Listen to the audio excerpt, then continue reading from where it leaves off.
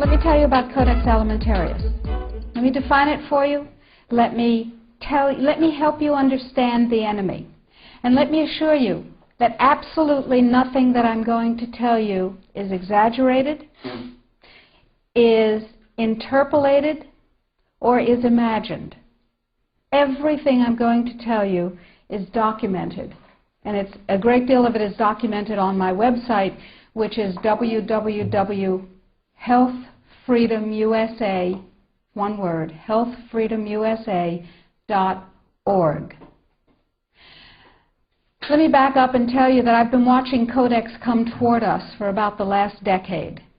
And I've been watching the votes in Congress, which, God help us, is our bastion of support and protection against Codex, and I'll explain why that is. I've been watching the votes to protect our health freedom dwindle until finally in the 109th Congress, without a good deal of activity, we didn't have the votes to protect us. I've been watching Codex accelerate, and I've been watching it expand, and I've been getting more and more troubled. Let me give you a brief rundown of Codex then. After the Second World War, the Nuremberg tribunals were held, in which people who had committed crimes against humanity were judged by the world community in a court run by the United States and Britain, and they were sentenced to terms in prison if they were found guilty of crimes against humanity. One of the people found guilty of crimes against humanity was the president of a huge industrial megalith called IG Farben. IG Farben produced the gas used in the gas chambers, Zyklon B. They produced the steel for the death camps and the railroad lines. They produced the munitions. They produced chemicals. They produced all kinds of stuff. They produced pharmaceuticals. Big, big, big, big pharmaceutical company. So the president of IG Farben was convicted of crimes against humanity. Now, he's a sort of artistic fellow and creative. He was the one who was responsible for the slogan that people saw as they entered Auschwitz, usually for the last time. Arbeit macht frei. Work brings freedom. Creative sort of fellow. So he was sitting in jail and he said, well, that didn't work. What else can we do? I've got it. Food. He who controls food controls the world. So when he got out of jail, he went to his UN buddies and he said, have I got an idea for you? If we take over food worldwide, we have power worldwide. And his UN buddies said, cool idea. And so they created a trade commission. That's a very important pair of words, a trade commission called the Codex Alimentarius Commission. It is not a public health commission. It is not a consumer protection commission. It is a trade commission. Trade is about what? Money. Business. Trade is about profit. Well, they said in 1962, we're going to work toward total global implementation of Codex Alimentarius on December 31st, 2009. Long term.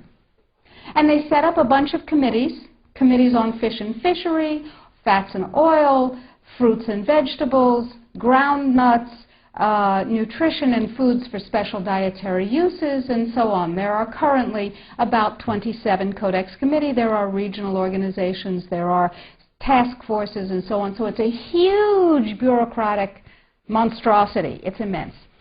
Codex has promulgated well over 4,000 guidelines, standards, and regulations on everything which can legally be put into your mouth, with the exception of pharmaceuticals. They are not part of Codex. Important.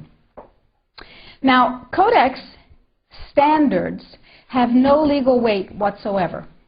Zero.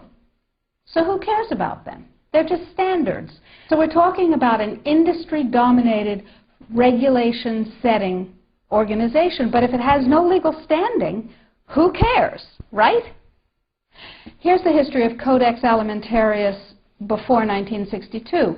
The Austro-Hungarian Empire said, we need rules by which the courts can rule on cases involving food. So we'll have regulations and rules that the courts will enforce. That's how they get their weight. That was called the Codex Alimentarius, and it was put into place around 1893 and lasted until the end of the Austro-Hungarian Empire and the First World War. So the idea was there in the Germanic tradition. We need rules, lots of rules, lots and lots of rules. We need a lot of rules. Let's have rules for everything to do with food. So it was sort of a natural extension for the German industrialists to say, we'll go back to the good old days of Codex Alimentarius, back when we had them in the Austro-Hungarian Empire. Cool. So they started promulgating their rules and regulations, and they were voluntary. They were sort of guidelines. Now, Codex Alimentarius Commission is administered by the World Health Organization, WHO, and the FAO, the Food and Agriculture Organization. They fund Codex, and they run it at the request of the UN. So they're mommy and daddy to Codex Alimentarius. And that's very interesting, because they're supposed to be about health and food worldwide. Some conflicts of interest that we'll talk about. So Codex started promulgating regulations and rules. And the way that's done is that the committees work up a rule, a standard, a guideline, a regulation, and then they get it to what's called Step 8, which is the final step in their administrative process. And then it's presented to the Codex Alimentarius Commission for ratification, like the Vitamin and Mineral Guideline was presented to the Codex Alimentarius Commission on July 4th this past summer.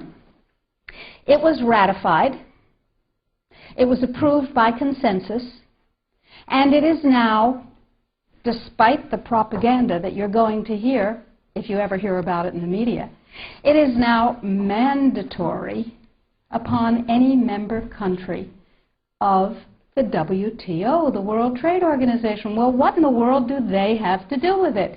And the answer is everything. The World Trade Organization, you see, accepted Codex when the World Trade Organization was formed in 1994. Okay? They said, well, how are we going to decide trade disputes around food if we don't have a set of rules? I know. We'll accept the Codex Alimentarius rules. And all the members of the WTO worldwide will, get ready for an Orwellian term, harmonize with our standards, with the Codex standards. Harmonize. I suggest you capitalize the first 4 letters in your mind. So everybody's supposed to harmonize with Codex. And when they harmonize with Codex, then if they get pulled into the World Trade Organization dispute resolution process, they have a chance of winning. Because, here's the kicker. You ready for this one? If 2 countries go into the World Trade Organization dispute resolution process, and one of them is Codex compliant, and one of them is not Codex compliant, the one that is Codex compliant automatically wins regardless of the merit of the case. People are using Codex compliance as a weapon in a much bigger economic battle. So, every country in the world is racing to do what? To become Codex compliant. So, in the United States, the situation is, okay, how do we become Codex compliant when we have laws that protect us? And you have to remember that Codex does not serve consumer well-being, does not serve health. It serves what I call the 5 bigs. Big Pharma, Big Chema, Big Biotechna, Big Agribiz, and Big Medica. Little you and little me are not served by Codex in the least. So, before we go forward and talk about the rest of what has to happen, let's ask what Codex does. You probably all know about the Vitamin and Mineral Guideline that was ratified on July 4th. You may not know that although it is said that Codex guidelines, regulations, and standards which have been ratified are voluntary, they are not voluntary. That is known as a lie. They classifies nutrients and herbs are mandatory, but they are not fully mandatory until December 31st, 2009. They're sort of kind of a little bit mandatory now, and they're totally mandatory then. Okay, so what does Codex do? Why do I care enough about Codex to close my practice and stop treating patients who came to me from around the world to help them regain their health and be radiantly well with non-toxic means, which is a very satisfying thing to do. I love it. And it also provided me with an income. That was nice. Why am I concerned enough? Okay, let's talk about the vitamin and mineral guideline first. In 1994, here in the United States, DSHEA, the Dietary Supplements, Health and Education Act, was passed, which classifies nutrients and herbs as foods. As foods, you can set no upper limit on them. You cannot set an upper limit on lettuce, lamb, or rutabagas, and similarly, you cannot set an upper limit on vitamin C, echinacea, ginkgo biloba, vitamin D. And access to nutrients is freely given to us. We are allowed to have any nutrients we want because, and this is a very important point, under common law, anything not forbidden is permitted. Codex, on the other hand, is a Napoleonic Code law system. Under Napoleonic Code, anything not permitted is forbidden. That's called a positive list. So, vitamins and minerals. In 1994, we passed DSHEA. Nutrients are foods. We can have as much of them as we want. It's our business. In 1994, Codex, with no notice here in this country whatsoever, declared nutrients, put on your intellectual seatbelts, declared nutrients to be toxins. They're poisons. Dangerous industrial poisons. As poisons, we have to be protected from them. How do you protect somebody from a poison? You use toxicology. You use a science called risk assessment. A quick primer on risk assessment. First, you take the substance that's poisonous and you feed it to animals and you determine the dose that kills 50% of them. That's called the LD50. Okay? And you extrapolate what the LD50 for a human being might be. Then, you go down to the other end of the dosage range and you start feeding itty-bitty tiny bits of it to test animals.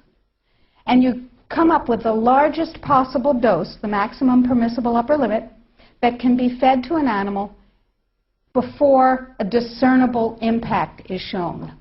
Okay? No discernible impact. Then you divide that by 100.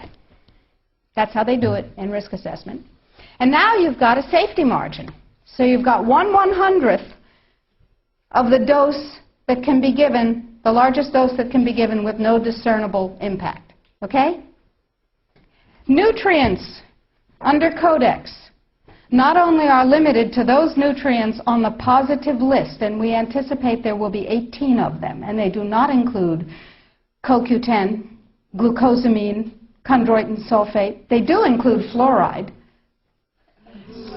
which, to my knowledge as a physician, has absolutely no biological benefit whatsoever. But it does make people complacent. Fluoride was first used in the Gulag because it was discovered that prisoners who were fed fluoridated water were complacent and you could do anything you wanted to them. They were easy to manage. So you have 18 nutrients. You have itty-bitty, teeny-weeny, little-bitty doses that are determined scientifically to have no effect on any human being. Now, in this country, we have a problem. We have DSHEA. We've got to get rid of DSHEA in order to harmonize with Codex. That part of Codex, anyway. So how do we get rid of déchets? We attack it legislatively, of course. And there are 5, count them, 5 bills currently before Congress designed to overturn, gut, invalidate, and otherwise get rid of déchet. Because once déchet is gone, we can harmonize with the vitamin and mineral guideline.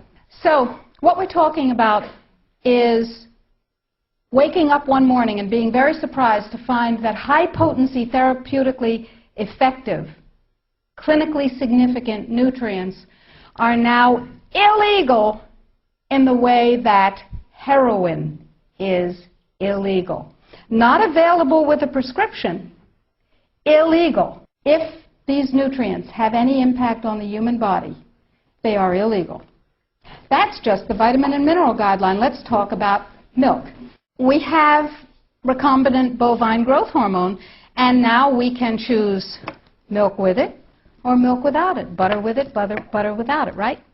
Not under Codex, because under Codex, every dairy cow on the planet must be treated with Monsanto's recombinant bovine growth hormone.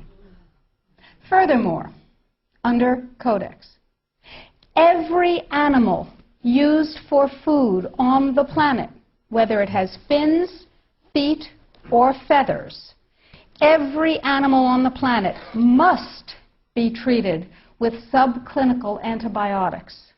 Must be treated with subclinical antibiotics and must be treated with exogenous growth hormones. Codex requires, mandates that all food be irradiated unless it's eaten locally and raw.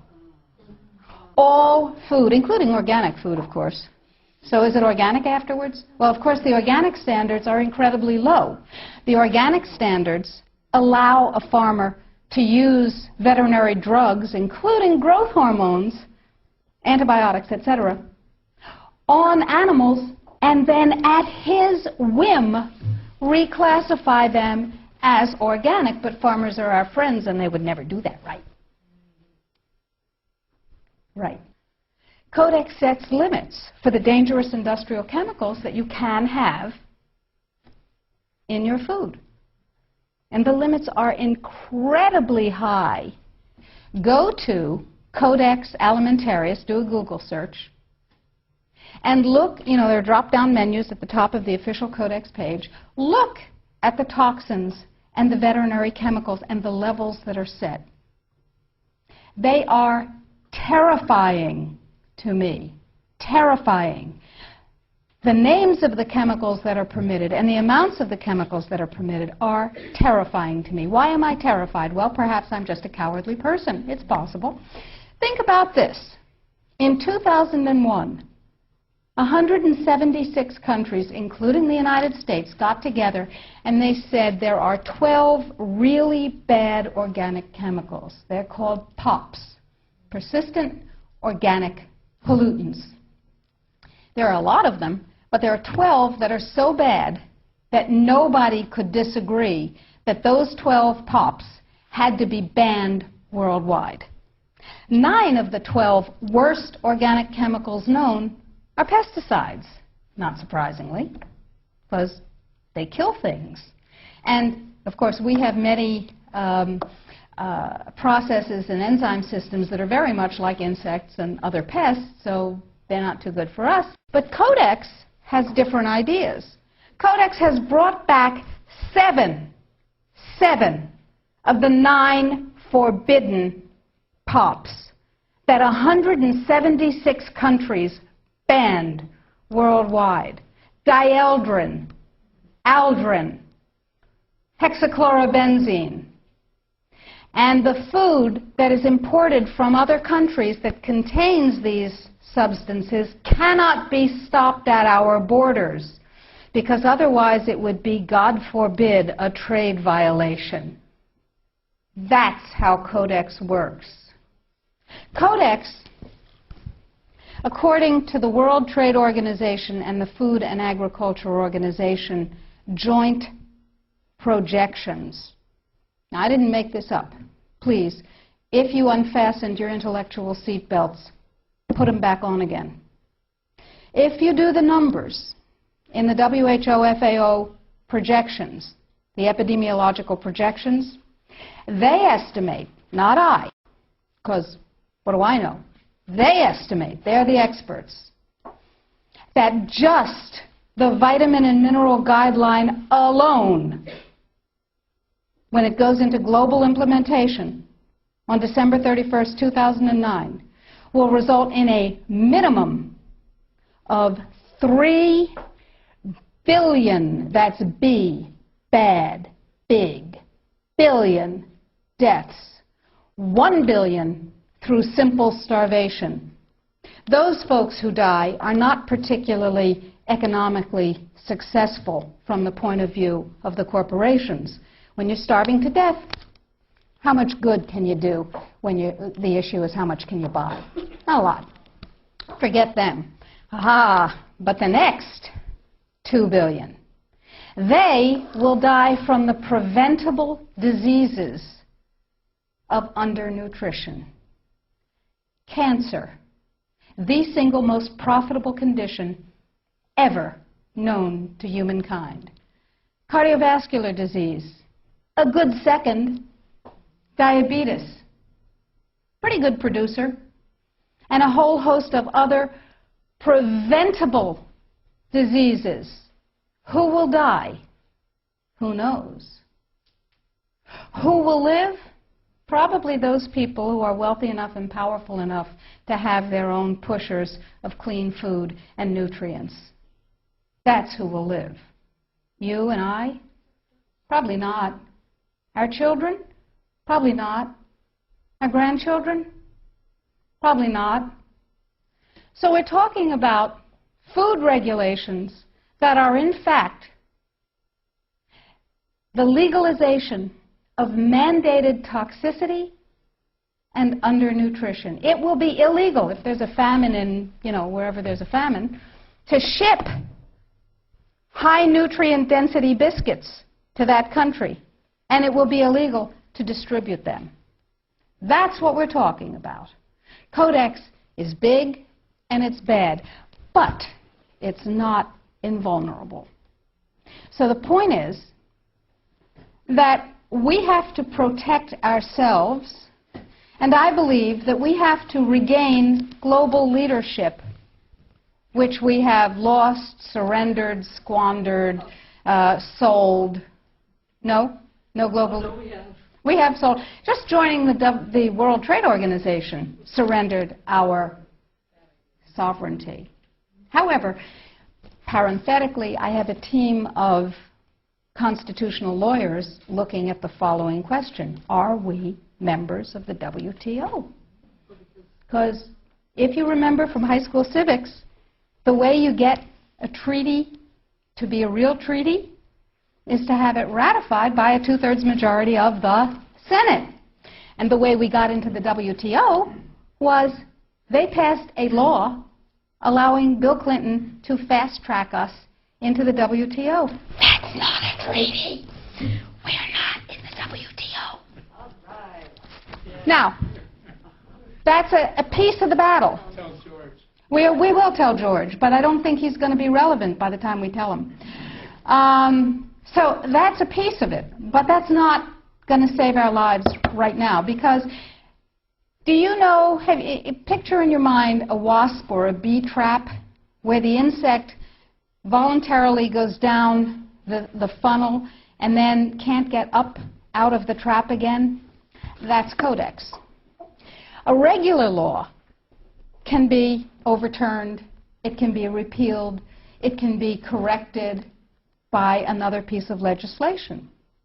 But once we become Codex compliant in any area, as long as we're members of the WTO, it can never be repealed because we have lost the sovereignty to become un-Codex compliant as long as we're in the WTO. So it's like going down that funnel and not being able to get up out of it. So it's very important that we make sure that we do not become Codex compliant But then we'll be hit with all those big trade sanctions and the country will be destroyed economically, right? No. Remember surprise? One of the principles of war? Remember mass, where you take your strength and put it against the enemy's weakness? Well, here's what we've done. We have a team of lawyers who have spent hundreds of hours with us pro bono. These are good guy lawyers. These two gentlemen and we have spent hundreds of hours studying Codex, understanding its weaknesses, a lot of weaknesses, and constructing a strategy which will take the sucker down. It will take it down. But I need you. You are people that other people come to for information about safe, healthy food and nutrients. You are ready-made dissemination points. You are the 1,000 million, 100 million points of light. Here's what is happening. Every country in the world has to be Codex compliant in order not to get hit by WTO trade sanctions, as I told you, if they're members of Codex in the WTO. And there are a few countries that are not, but I guarantee you they're not of any major significance. So, the question is, what does Codex compliance mean? Well, most people, most countries, most legislators believe that it means they have to adopt as their national standard on that particular subject what Codex ratified. But that's not the case any more than we're in the WTO. That's not the case either. What it means is that the format, the issues, and the subjects covered by a Codex guideline, standard, or regulation have to be addressed in the country's guideline, standard, or regulation on the same topic. So, what we have done is create the first of many alternative Codex guidelines. You can go to our website, www.healthfreedomusa.org, and you will see a little button on the upper right-hand side that says, Sign the Citizens Petition. Now, to briefly digress, a citizen's petition is not like a grocery store petition that you sign and you bring to somebody and you say, I have 200,000 signatures, and they dump it in the wastebasket. Because in their mind, it's one signature, you and your friends wrote 200,000 names. No, it is a legal challenge to the policy of the United States government on Codex. It's called a citizen's petition. It's a legal challenge. We're suing the United States government, saying what you're doing is illegal, folks. Let us tell you how. We want hearings of fact. We want redress. We want correction. If we get what we want, that's dandy. If we don't get what we want, we have gone through a process called exhausting administrative remedies. We have made the case ripe for court. Okay, so I need you and everybody you know to sign this citizen's petition saying this is a bad policy, en masse. And you do this on the web, and you'll see the instructions, and we present the thousands and thousands and thousands of actual physical pages that we print out with people's signatures to the U.S. Codex Office and to the FDA, and they don't like that at all. But that's okay. However, this time, this is the Second Amendment of the Citizens Petition that we're asking you to sign. This time, the revised Vitamin and Mineral Guideline is part of it. It's part of the lawsuit saying this needs to be U.S. policy. The more voices that say, this is what I want, and you work for me, Mr. and Mrs. Bureaucrat and Mr. and Mrs. Congressman, Mr. and Mrs. Senator, the more voices, the more weight. So step number one is read and sign the citizen's petition. Step number two is disseminate the information, the web link. Tell everybody you know. Put it out in your office. Get your patients, your friends, your neighbors, your suppliers to sign the citizen's petition. And your suppliers, the companies that you use, are going to tell you, that you're out of your minds. They will tell you that Codex is not a problem. And they will tell you, anybody here have a dog? Okay. Dog owners know that you ask a dog to heel, sit, down, saying this needs to be U.S. policy. The more voices that say, this is what I want, and you work for me, Mr. and Mrs. Bureaucrat and Mr. and Mrs. Congressman, Mr. and Mrs. Senator, the more voices, the more weight. So step number one is read and sign the citizen's petition. Step number two is disseminate the information, the web link. Tell everybody you know. Put it out in your office. Get your patients, your friends, your neighbors, your suppliers to sign the citizen's petition. And your suppliers, the companies that you use, are going to tell you that you're out of your minds. They will tell you that Codex is not a problem. And they will tell you, anybody here have a dog? Okay. Dog owners know that you ask a dog to heel, sit, down, stay. That's Codex in this country and worldwide. Because the more people who are in Codex coma, the less trouble they have getting this through. So the NNFA, anybody here ever heard of the NNFA? Everybody's heard of the NNFA. Did you know that the members of the NNFA are not just health food stores and manufacturers, but include companies with names you may have heard? Pfizer, Merck, Monsanto, Bayer, BASF, Archer Daniels Midland, Chemet, Eastman Chemical, I could go on, GlaxoSmithKline Wellcome, Wyeth Arrest, you get the idea. Why? Because after DSHEA was passed and the nutrient business burgeoned, the pharmaceutical folks said, and they're not dumb, said there's gold in them nar pills. And they bought the means of production of many, many, many companies, and they bought the companies themselves. So they're in the nutrient business. What better way to kill the nutrient business, which is not nearly as profitable as the toxic chemical drug business, than to take it over? Works every time, right? CRN. Anybody here know about CRN? Council for Responsible Nutrition. Same members. They have lots of multi-level marketing companies. Same members. Okay? And they're serving their members' needs. They're saying, CRN is saying, yay, Codex is coming. It's going to protect us from those dangerous vitamins and minerals and herbs. And CRN is saying, bye. Go to sleep, lullaby, and good night, everything's fine. And they use a report that they commissioned at a reputed cost of $800,000. A report, Sidley, Austin, Brown, and Root, a law firm in Washington, wrote a report for them. And it said, lullaby, and good night, everything's fine. It won't have an impact on the United States, everything's fine. Sidley, Austin, Brown, and Root has one major client, whose name you might know, Merck. Now, it's entirely possible that NNFA just did a spectacularly bad job of due diligence, or not.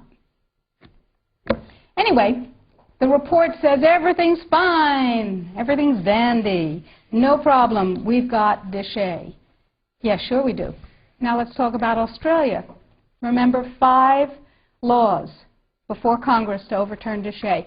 And you can write to Congress on the website. The click of a mouse. I call it riding the freedom mouse. It's called security. Now, Congress uses a multiplier of 13,000 to 1. Every email, fax, phone call, letter. Don't write letters. They get decontaminated. They never get to Congress. Every email, fax, and phone call counts as 13,000 constituent opinions. They figure that if you write a letter or send an email, there are 12,999 lazy lunks who can't bother to get to the computer terminal to do the same thing, but they feel the way you do. Interesting. That's power, my friends. That's power. That's 13,000 to 1. So suppose we have 1 million people. Suppose we have 10 million people. Suppose we have 100 million people saying, don't you dare. Now, Congress has one rule above all others. Anybody know what it is? Get reelected. That's the primary rule, the prime directive, as Isaac Asimov would have called it. The prime directive is to get reelected. Now, DeShay was passed, you may remember, by unanimous congressional consent. Was that because one morning all members of Congress woke up and said, I see the light. Nutrients are better than drugs. No. They said, oh, if I don't go along with this, I'll never be reelected to anything. You were at critical mass.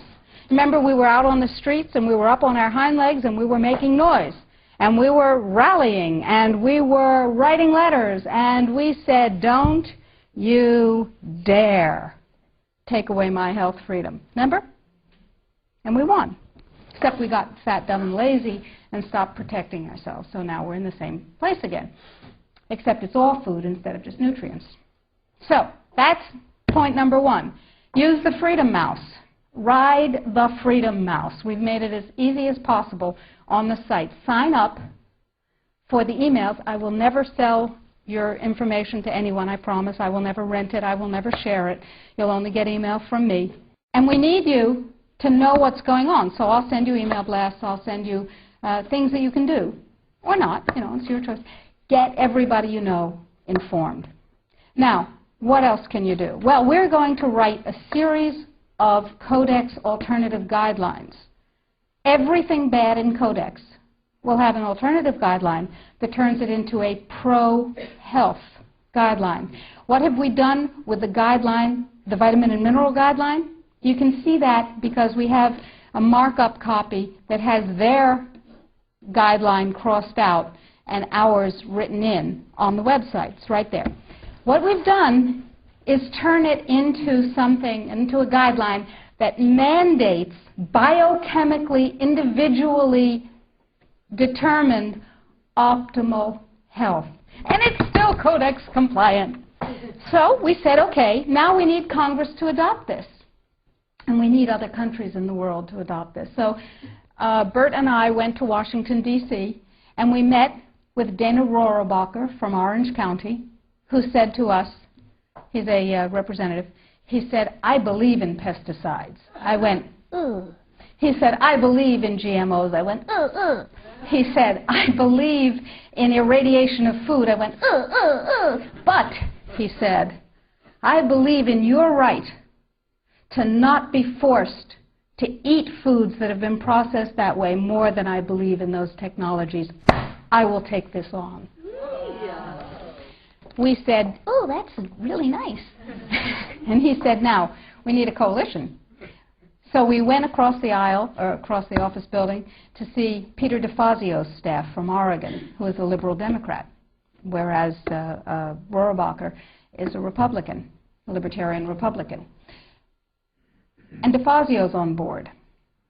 And we have large numbers of others who actually never heard of Codex before we told them about it. Never heard of Codex. We have called every health legislative aide in Congress, and we have said, what's your congressman's position on Codex? And they've said, bah. We have spoken to the trade legislative assistants. We've said, what's your congressman's position on Codex? And they've said, a lot. They don't know. We had a congressional briefing set up on the 20th of September. I was going to address Congress. Tell them about it. I thought that was cool. 10 days before, it became a briefing on something else.